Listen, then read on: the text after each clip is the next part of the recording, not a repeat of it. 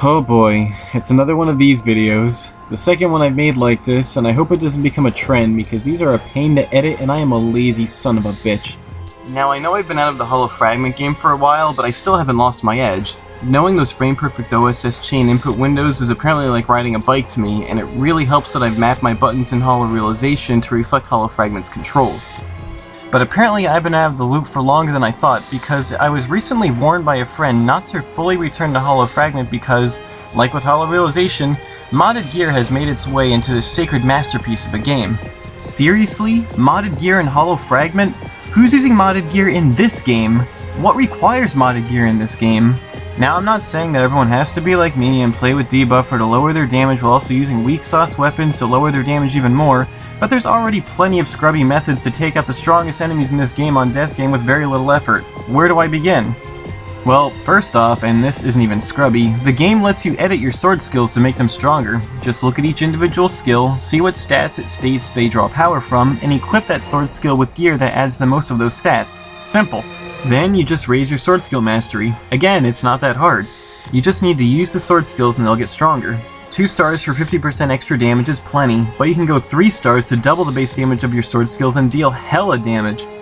After that, you can one-shot even the toughest H&Ms on death game with just a full charge buff and an OSS chain, even without the most optimal gear. Here's me with just a variable V Vice and Venom Enhancer, which are the Rarity 6 and Rarity 5 Forged swords, and I'm using Shadow Legion Coat when Legion Storm Jacket is by far the biggest DPS breadwinner.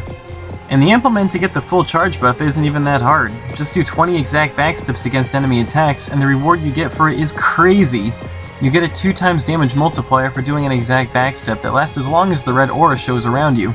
And OSS chains aren't any harder. I mean, yeah, chain input windows are only 1 or 2 frames large, but you can record your one-shot chain in the safety of the OSS recording room and then use that chain with huge input windows to one-shot your enemy. Or if it doesn't one-shot, it'll come damn close to it and make the rest of the fight a cakewalk before your hyper armor protective armor is even run out. And now look at what happens when you actually use OP weapons that the game gives you and, well, allows players to hand out to you like candy if you ask. If you thought the damage in the last example was crazy, this is downright insane. And oh boy, it doesn't end there. One Hand's ultimate skill, Phantom Rave, drops the enemy's strength, vitality, dexterity, and agility, making them deal less damage due to the strength drop, less likely to land hits due to the dexterity drop, easier to hit with your own attacks thanks to the agility drop, and take more damage from your attacks with the vitality drop. If you use Phantom Rave first to drop the enemy's vitality, and then use either Curse Prey and or Miserable Heart to strengthen the debuff, you will dish out even more damage with your following attacks. What you're seeing here is nothing even extremely special. The effort it requires is minuscule. But I'm not even done with the list of ways you can essentially cheese enemies out in this game. In many circumstances, you can straight up one-shot them with any sword skill you want, and it's not even that hard to set up. If you're confused as to what you just witnessed, I'll leave a link that explains the Ghost OSS glitch in the description below. But you know what? Fuck sword skills. You can kill anything in this game incredibly fast without using them at all. Again, I'll just let these play out to speak for me.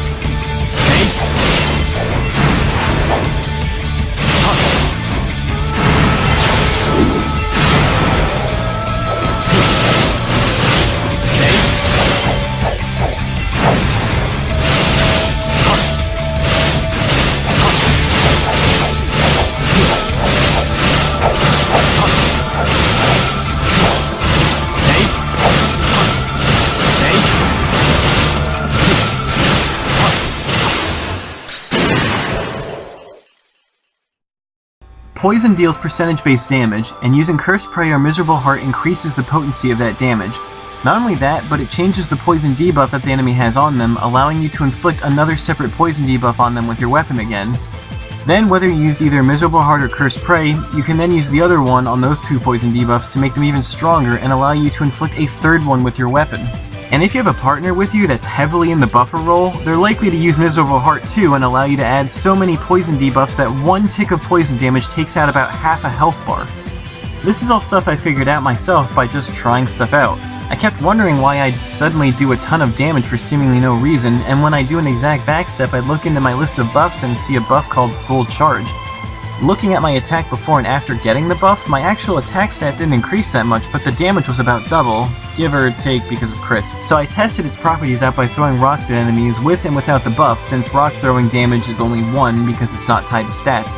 And with the buff it was dealing 2 damage when otherwise it should have only been dealing 1. That's when I found out that the buff doubles your damage. And the thing with Phantom Rave really just comes down to having a general grasp of how the stats work. Strength affects your attack as well as being part of the damage formula, while Dexterity adds to your accuracy. Agility adds to your evasion, and Vitality adds to your defense.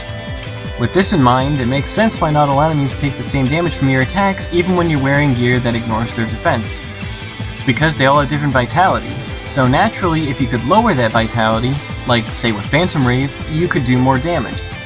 And if you applied the same strategy with that as with Poison, by which you use Miserable Heart and Cursed Prey on the stat debuffs, you could really cripple the enemy, making them easier to hit, deal less damage with their attacks, and take a lot more damage from everyone else's attacks. It was actually because of Poison that I figured out how Cursed Prey and Miserable Heart worked in the first place, and looking at the battle log to see what was going on when I'd use them. Apparently, if you use them while the enemy has a debuff, the battle log will say the enemy's been afflicted by multiples of that debuff, though it's all stacked into one visible debuff on the screen, which allows you to add a second poison debuff or stat drop debuff with Phantom Rave, because the debuffs are a different rank. I used Cursed Prey on Ishvalka while she had poison on her, and she started taking massively larger ticks of poison damage. All it took was a bit of experimenting and actual effort, which using modded gear does not. But you know what? You don't even need to put that effort in because I've already done that for you. I've scienced this stuff out and made videos of it, and others have been spreading it along as well. The Ghost OSS glitch I just kept accidentally triggering because I do OSS chains from my large skill palette all the time, which is how you trigger it. As it kept happening and making my screen lock up, I would try different things, and eventually I slowly got a grasp of what was going on and what the game thought was happening whenever I'd trigger it. Simply opening the battle log all but spelled it out for me. Anyway, modded gear has absolutely no reason to exist. It only serves to reveal those who don't want to put any effort in whatsoever. I mean, I can't tell people how to play their own game. I use Pokegen to make my own Pokemon, even though I make them all legal. But don't bring that shit online. It's disgraceful and you're not impressing anyone. Hell, to be honest, I even get annoyed when I see someone using the Ghost OSS glitch in a lobby. Just a knee-jerk reaction, since I know I've done it once or twice myself, but afterwards I tell them that I'll only do it again if they absolutely want me to, since it really does ruin other players' fun by killing the target in one hit before anyone else can even do anything to it. Kinda makes me regret sharing my discovery of the glitch and how it works in the first place, but I'm sure someone else would have stumbled across it eventually. But when you bring modded gear online, it just hurts the community. It causes lots of players to stop hosting open lobbies so they don't run the risk of running into someone trying to show off with their 30,000 damage value sword that has 10,000 attack and defense. Speaking with my friend who told me that modded gear was now in the game, they said a lot of the lobbies being hosted are now private, and the ones that aren't are filled with modded gear, and I wonder why. It's like people don't want that shit in their lobbies because they want to actually play the game. Now, that doesn't mean that every open lobby will be hosting modded gear, but someone using it could easily slip in. Unless I'm helping someone out specifically, all the lobbies I host are open, and that wouldn't change. But if it was apparent that someone who joined it was using modded gear, their ass would be getting the boot faster than that time I killed myself in Burning Haze. I must use my ultimate attack! Oh no! The ultimate technique! No!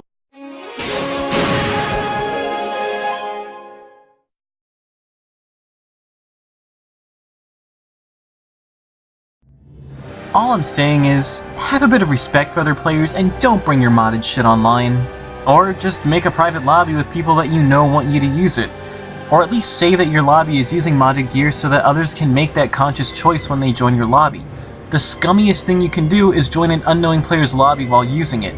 I mean, it's bad enough that modded gear is being used in this game when it's 1110.1% unnecessary, but it's even more disgraceful to bring it online. Again, you're not impressing anyone.